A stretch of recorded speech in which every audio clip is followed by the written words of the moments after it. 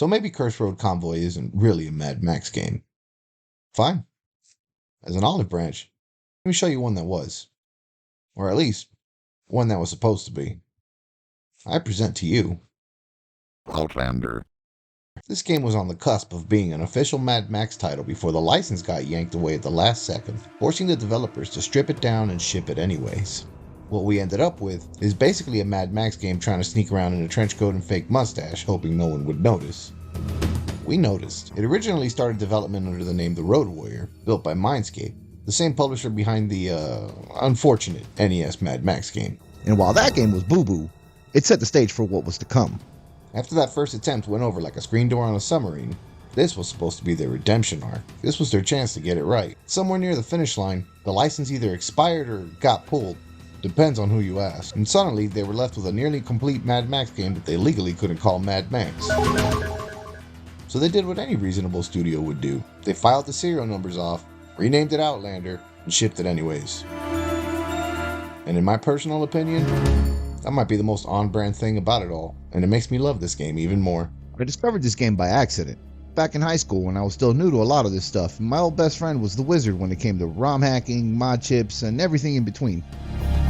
He put me on to emulation in general, introducing me to MAME back in 2000, and even going so far as to get me my first emulator for a console, a Utopia boot disc for my Sega Dreamcast, that just so happened to contain damn near every Master System and Genesis game on it. My older brother and I got to work playing them immediately. This led to me discovering what are still some of my favorite games to this day. Games like East, Shadowrun, Sorcerian, Weapon Lord, Mutant League Football, Doom Patrol, Rock and Roll Racing, Rent-A-Hero, Centurion, King of the Monsters, I could do this all day, Landstalker, Mad Stalker, Romance of the Three Kingdoms. Oh, and Starflight. Eventually I got to the O's, and while there weren't many, there was sitting Outlander. I loaded it up and was immediately bombarded by some of the fartiest FM synth music I'd ever heard, before or since. The music on the Genesis version is aggressive, to put it nicely. I'll get into the music a little further on, because there is a somewhat interesting story there. I pushed on and upon starting the game was greeted with the view from inside Max's Pursuit Special. Oh, right. The view from inside John Outlander's Ford Falcon. After a quick second to figure out the controls, I was off. It didn't take long before the first problem showed up in my rearview mirror. A biker was tearing down the highway behind me, and somehow, I doubted he was going to ask for directions. And as he pulled alongside me, the game did something I wasn't expecting, but it very quickly became one of my favorite things about it. A small inset display popped up on the side of the screen, giving me a view out the window being encroached upon. My sawed-off double barrel already pointed and waiting for him. He looks over with what's likely a toothless grin, crossbow in his hand, and pointing it straight at me. And while I'm busy thinking about how awesome this is, thunk, he fires a bolt straight into the side of my hoopty, and to my horror, it sticks there. Roll him up. Son of a bitch. I fire back, catch him clean, and he throws his hands up before sliding out of frame. Nice. The window disappearing with him like it was never there. This was an immediate reaction. I was in love. Those inset windows, they're not just a gimmick. They're how this game gets around the hardware limits of the Sega, letting you track threats from multiple angles without ever really having your eyes leave the road, and they're wonderful for immersion. And you'll quickly discover that you're going to need those windows, because it's never just one biker. Hello. Suddenly I'm getting swarmed. They're just like bees, behind me, on my flanks, cutting in front of me, coming directly at me, and the game becomes this frantic and dynamic ballet where I'm brake checking, trying to line up shots, and just generally trying not to die. At one point I slam on the brakes and send a guy flying over the hood. He hits the windshield and slides off like some low-rent TJ hooker. This is incredible. I start running a few of them down and immediately realize that it's damaging my car in the process, which is good to know. One of them pulls in front of me, and I light him up with some hood-mounted machine guns, and he goes up in a fireball. Visible motorcycle debris flying through the air. Another one lobs a Molotov at me. I pull alongside him and respond with some buckshot. In this particular moment, right here, this game feels almost perfect. After a short time battling the barbarous biker brigade, a horrible sound began to emit from my vehicle's dashboard and my hazard started blinking.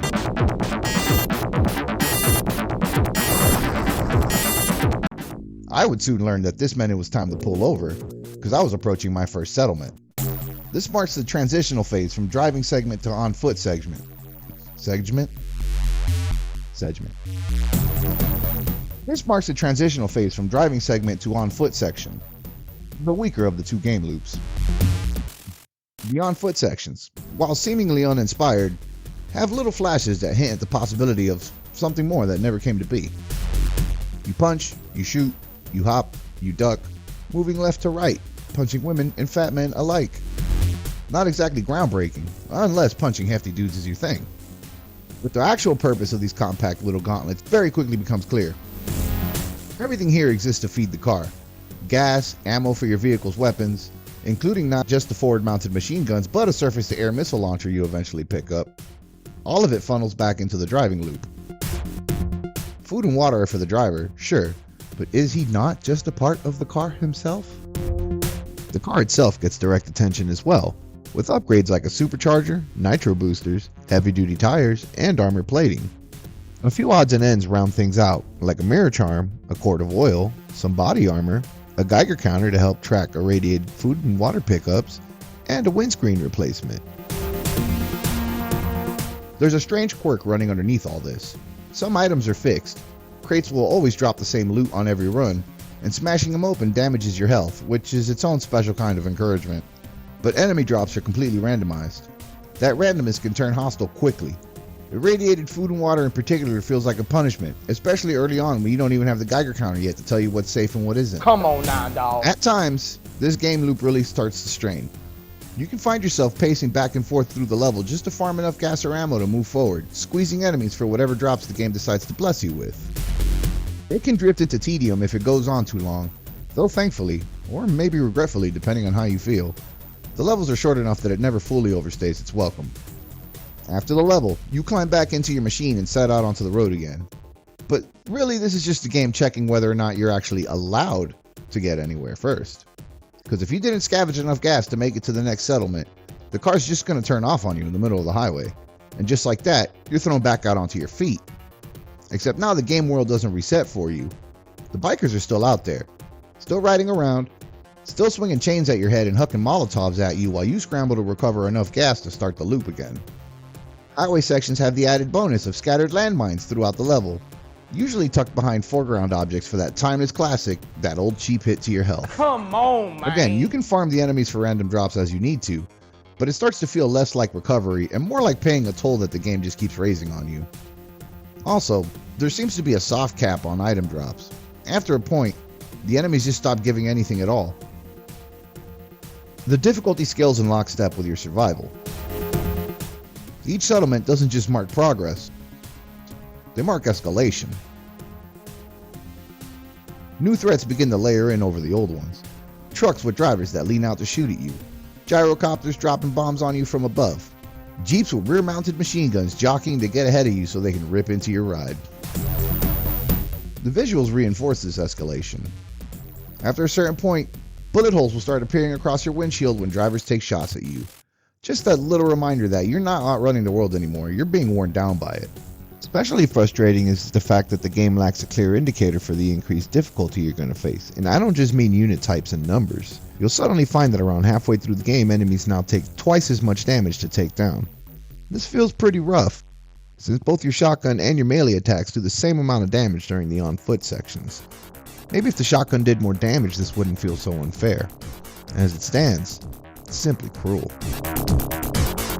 And while everything more or less looks like its counterparts in the Road Warrior, the important part here is how relentlessly it all feeds back into the same problem.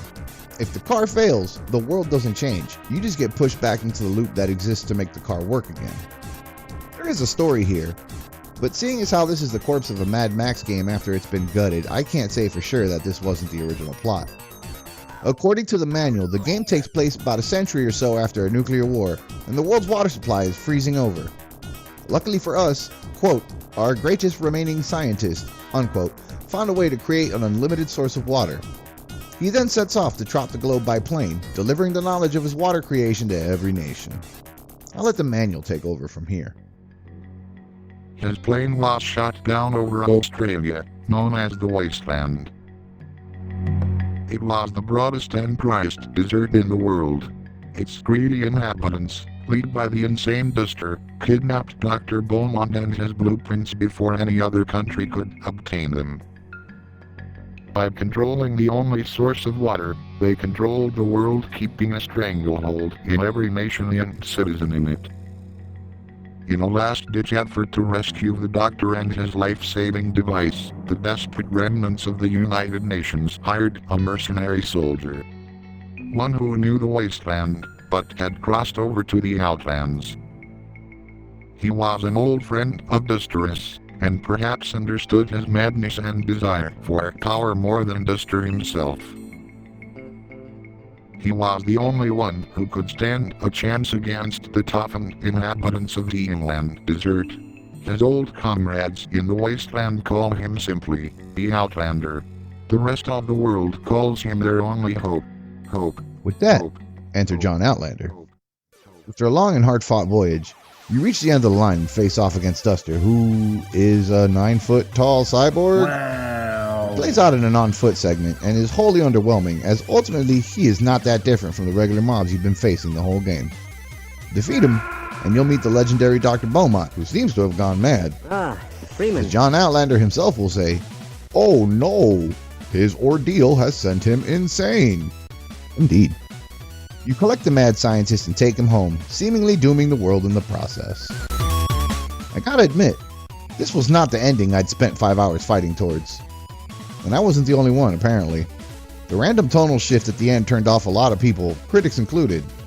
British gaming publication Mega went so far as to give this game a scathing 20% out of 100. Whether this ending was part of their last-minute changes or not, I can't really say.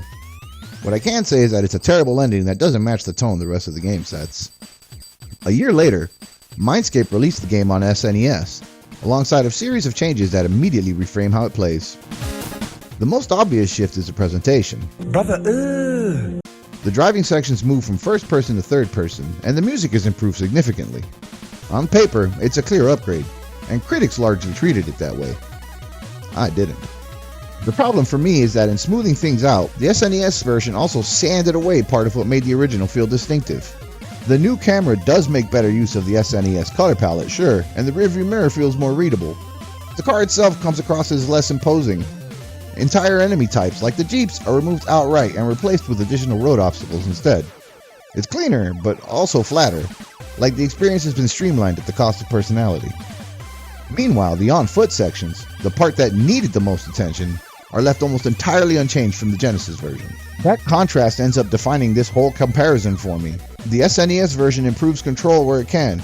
On the Mega Drive, firing the shotgun, machine guns, and even the surface-to-air missiles all share a single context-sensitive button, which works, but in the way that early 90s design works, meaning you're going to occasionally waste your ammo. The SNES splits that input more cleanly, using shoulder buttons for directional firing, and it genuinely feels better moment to moment.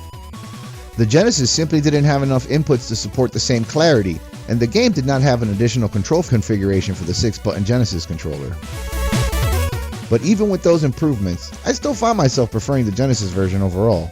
The SNES release feels better to operate, sure, but the Genesis version feels more cohesive as a whole experience, even with its awkward controls and rough edges.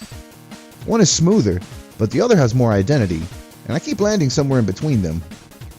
If only I could combine the two.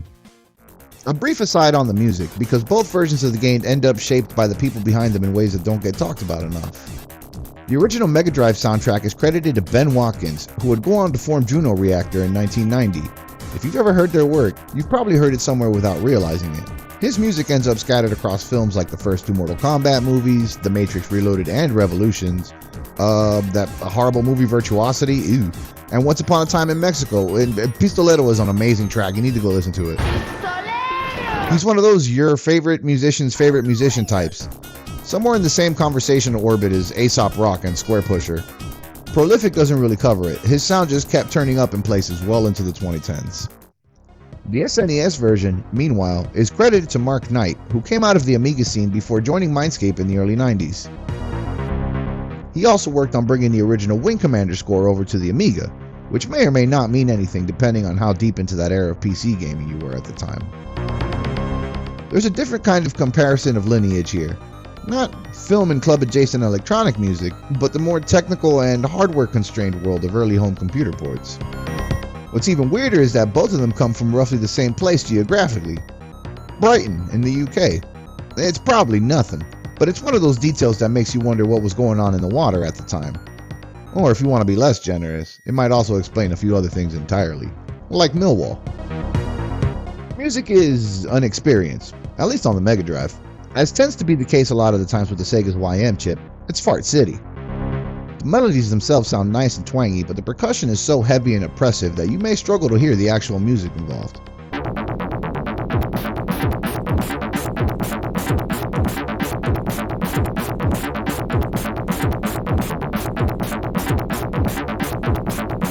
Now, I've grown accustomed to it over the years.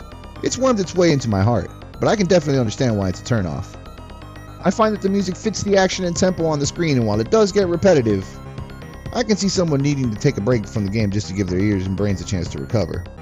The SNES soundtrack is just so much cleaner and easier to parse, largely thanks to the Super Nintendo's SSMP chip. I'd love to hack together a version of this with the music from one with the graphics of the other. I love this game. So much so that I own a hard copy of it, in the original case no less. This game scratches such a particular itch for me that the only other time I could remember it being scratched was in the 2015 Mad Max game. Even still, part of me can't help but feel that the first-person view option in that game was directly influenced by Outlander.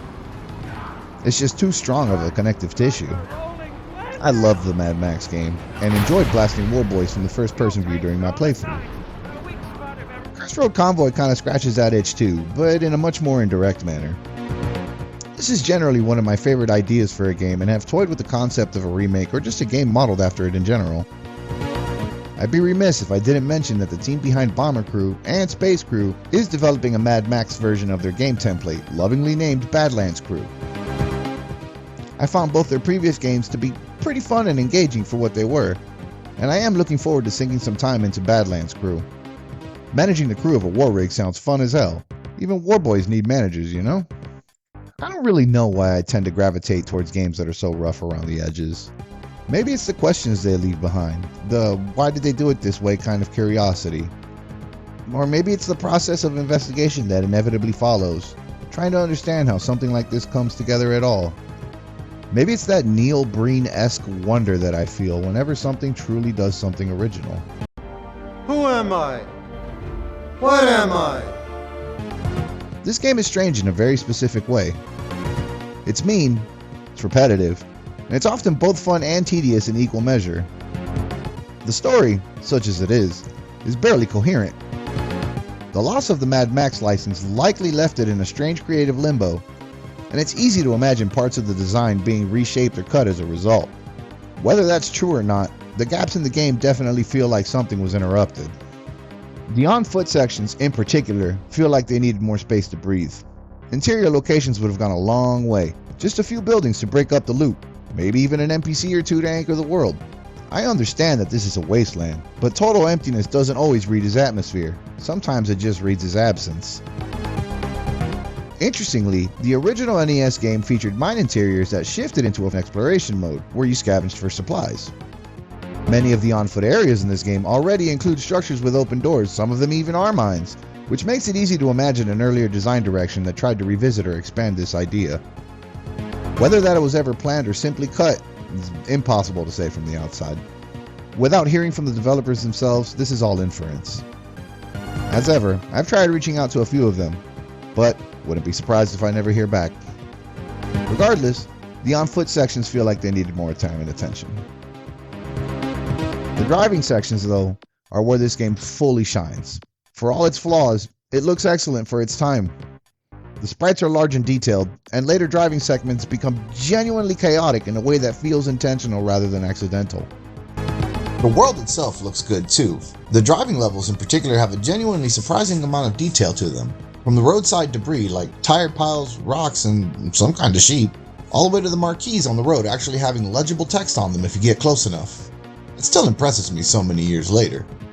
The on-foot sections, despite their systemic flaws, look equally as good. While the background itself in both instances ain't nothing to write home about, the levels feature those big sprites I mentioned earlier and allows for that same level of detail to be consistent and present throughout the whole experience. It's not just a bit of visual flair, it's the art directions itself. We all know what the post-apocalypse motif entails now, sure, but in 1991 and 92 the range of post-apocalyptic media wasn't as broad as it is now. This was also before a lot of the media we see as having shaped our collective vision of what a post-apocalypse even looks like. Fallout hadn't even come out yet. I guess if I really think about it, the most direct influence I can see in the art direction might be Hokuto no Ken. Fist of the North Star did a great job of establishing the ruined cityscapes and sparse outlands better than a lot of other media in the same wheelhouse.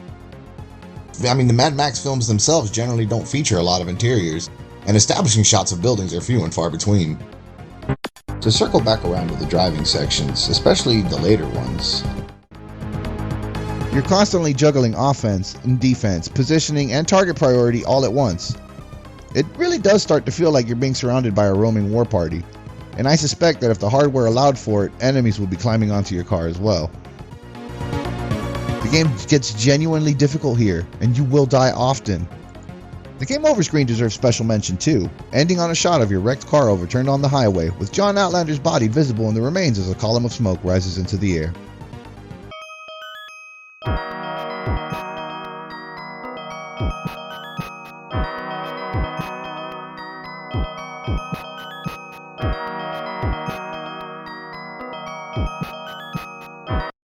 Pretty grim note to end on.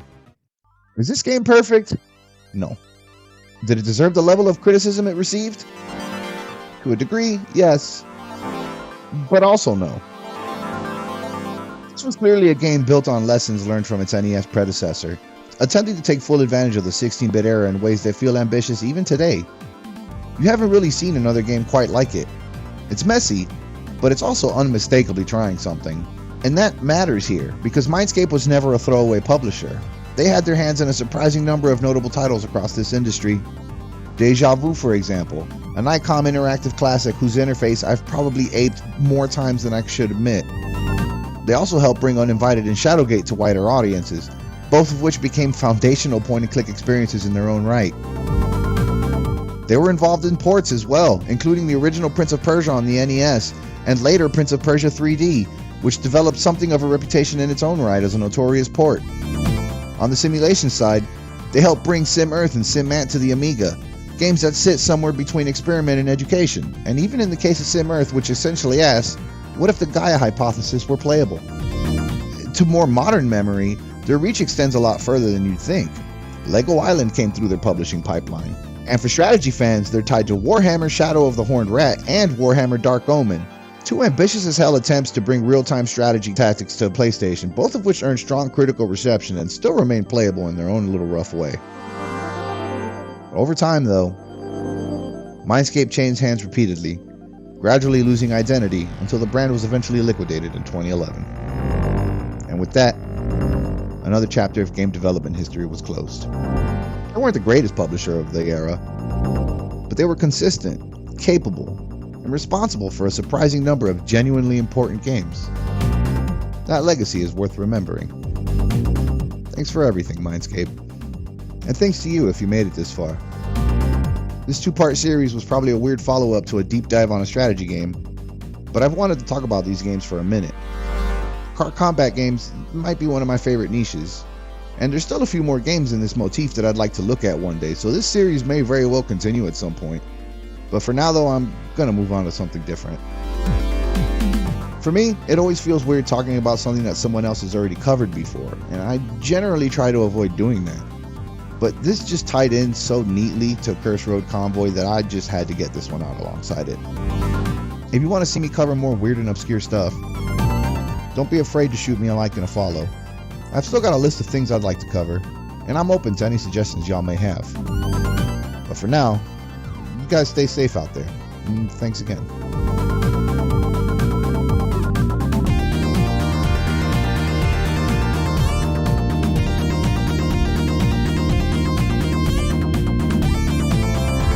A small moment to talk about some of the developers who deserve a mention, at least broadly. I can't possibly begin to cover it all. Some of these guys have over 200 credits spanning 30 years of gaming history, and to even give that the proper amount of attention would require a dedicated hour. But just know that these dudes were everywhere. Mindscape had a lot of genuine talent working for them, and from the outside looking in, it seems like a lot of their problems came from the top. The fact that it is even a possibility that Mindscape allowed the Mad Max license to expire while actively working on said license reeks of bureaucratic mishandling. Again, this is all conjecture, but it even being an option is very peculiar.